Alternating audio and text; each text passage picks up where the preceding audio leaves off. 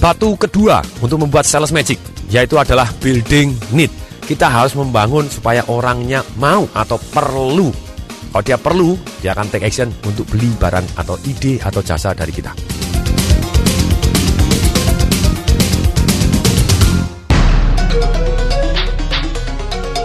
Building need, kita harus tahu dulu bahwa ada dua kebutuhan manusia yang paling mendasar.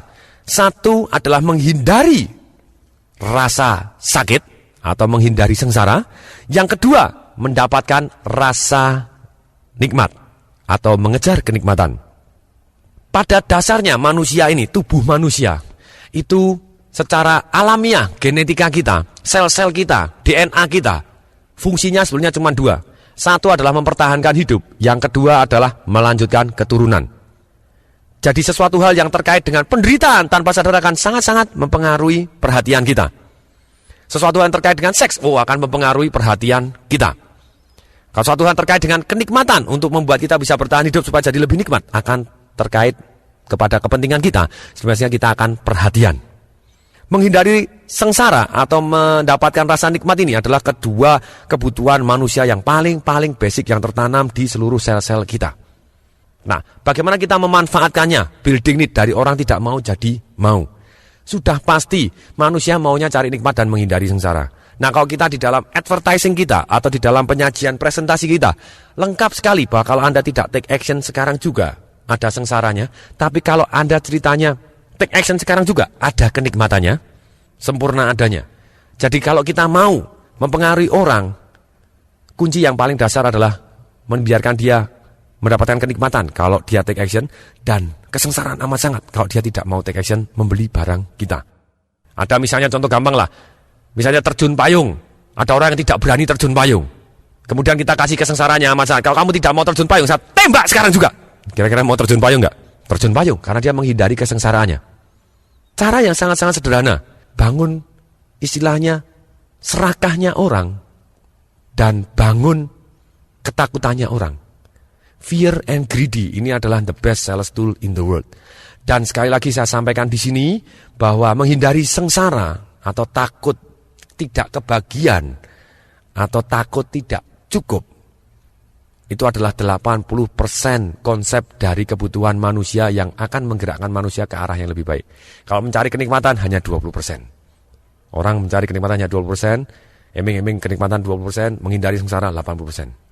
Orang lebih takut kehilangan daripada mendapatkan. Pilih mana? Kehilangan 10 juta atau dapat 10 juta? Ya pilih dapat 10 juta karena kehilangan 10 jutanya nggak suka, betul nggak?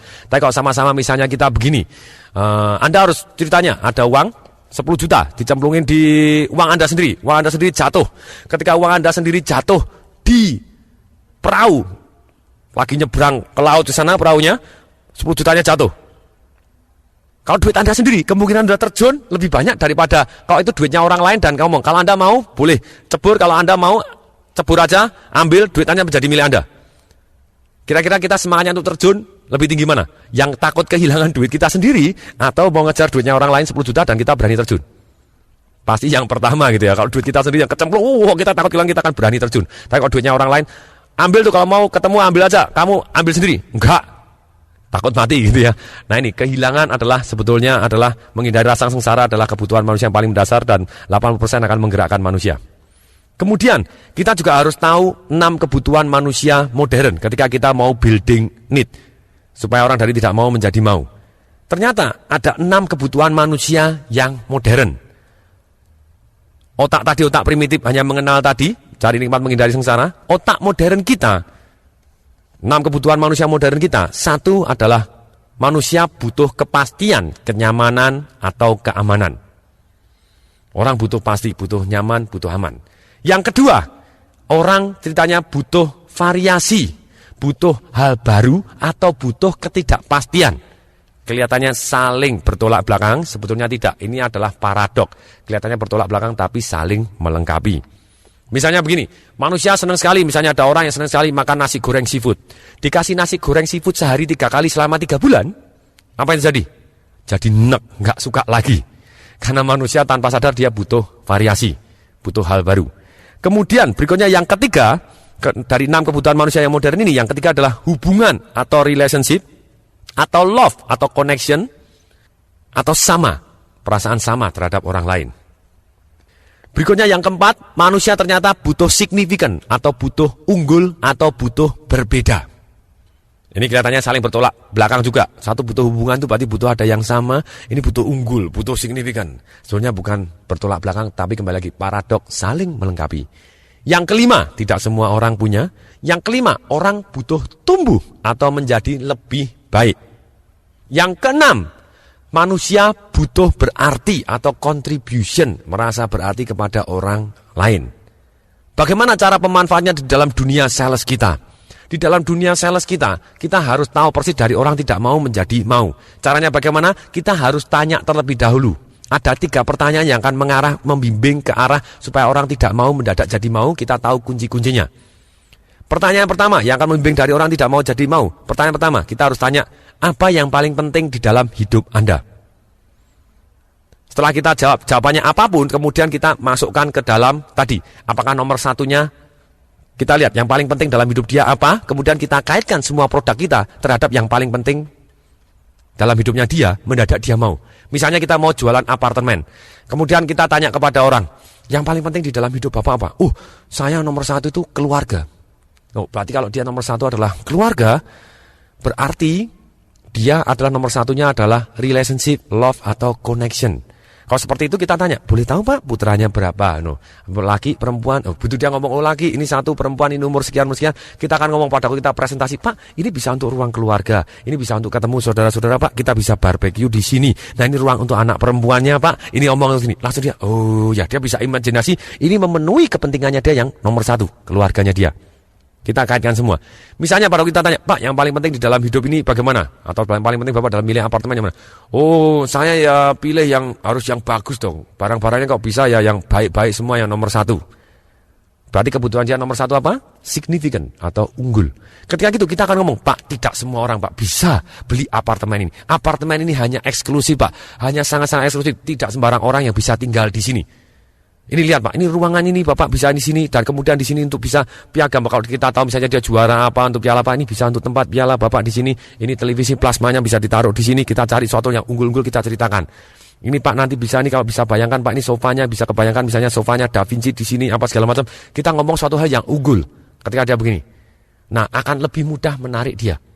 Ini misalnya dia ngomong begini, nomor 1 saya tuh dalam hidup itu yang paling penting ya harus nikmat gitu ya. Kalau nikmat berarti nomor 1-nya dia adalah kenyamanan, kepastian, dia butuh kepastian, misalnya begitu. Nah kalau begitu kita akan ngomong bagaimana pada waktu kita jualan apartemen tadi, kita akan ngomong dengan sederhana sekali, kita ngomong, Pak, apartemen ini aman Pak dan nikmat, karena bahasanya dia adalah nikmat, kita aman dan nikmat, Bapak tinggal masuk di sini nanti semua bisa selesai, semua sudah ada fully furnished segala macam, ini kita akan kaitkan. Nah kita bisa carikan dia apartemen yang fully furnished, dia akan lebih nikmat, lebih nyaman. Ketika kita tanya lagi, Bapak yang paling penting di dalam hidup apa? Saya paling penting di dalam hidup ini ya harus cari hal-hal yang baru gitu ya. Kita akan tahu bahwa dia nomor 1-nya adalah variasi atau ketidakpastian. Nah kalau begitu kita tanya dulu, Bapak tadi tinggalnya di mana? Di rumah. Pak, belum pernah di apartemen Pak? Bapak harus coba dong sekali waktu tinggal di apartemen. Variasinya lain Pak. Ketika kita ngomong bahwa dia variasi, kita ngomong variasinya lain Pak. Tanpa sadar dia akan jauh lebih tertarik variasinya. Nah kemudian kalau kita tanya, ternyata misalnya, apa yang paling penting dalam hidupan Anda? Ternyata dia ngomong bahwa yang paling penting dalam hidup saya ini, saya harus menjadi lebih baik. Kita harus mempunyai tumbuh, kita harus jadi lebih baik. Kesimpulannya ke sana, ya kita akan kasih tahu, Pak, sudah masanya Pak, Bapak pindah ke apartemen. Ini gaya hidup yang lebih baik Pak. Lebih praktis, lebih nikmat. Dan ada fitness centernya Pak, bisa Bapak jadi lebih sehat. Dan di bawah ada mallnya Pak, Bapak butuh apa bisa jadi lebih mudah. Kita selalu ngomong lebih. Tanpa sadar kan masuk ke otaknya dia yang memang membutuhkan lebih baik. Kemudian contribution, misalnya dia, saya nomor 1 itu hidup itu harus amal segala macam. Nah pada kita juga kita mau, Pak hitung-hitung amal lah Pak, bantu ke kita juga. Supaya dia mau amal ke kita gitu ya. Dan kemudian juga Pak, hitung-hitung Pak, kalau nanti misalnya begini Bapak jadi close di sini, sekian persen dari komisi Pak akan saya sumbangkan. Saya janji saya, karena Bapak ada nomor 1-nya adalah amal, saya juga mau amal. Dia langsung tarik, orang ini cocok dengan saya. Penjualan akan terjadi jauh lebih mudah. Kemudian, itu pertanyaan pertama, yang paling penting apa dalam hidup Anda? Dan kemudian kita kaitkan semuanya dengan yang paling penting dalam hidupnya dia. Kemudian pertanyaan yang kedua yang akan membimbing dia ke sales. Biasanya kita tanya, yang paling Anda hindari apa? Jadi kita tahu persis kalau misalnya yang paling dihindari apa, ya kita bisa buat. Kalau misalnya Anda tidak mendapatkan apa yang kita tawarkan tadi, kita kaitkan dengan kesengsaraan yang dia paling hindari.